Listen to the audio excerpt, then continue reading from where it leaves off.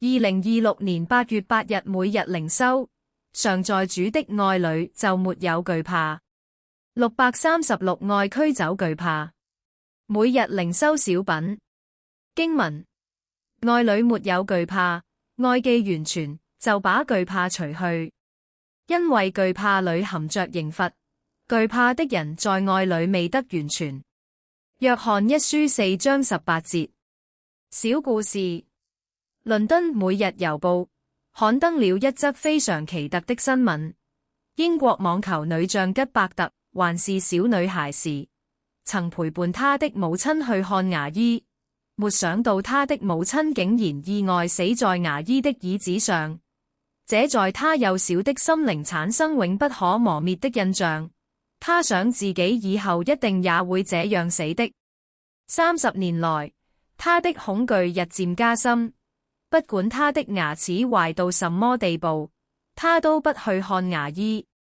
直到有一天，他牙痛到實在無可忍受的地步，只好同意請一位牙醫到他的家中為他治療。當他坐在椅子上，牙醫為他戴上圍巾，才剛把拔牙的器具拿出來，他看了一眼，竟然死了。他是被30年的恐懼的思想捆綁而造成悲劇。默想：恐懼是摧殘的一種情緒。有什麼恐懼的事情捉住你的心嗎？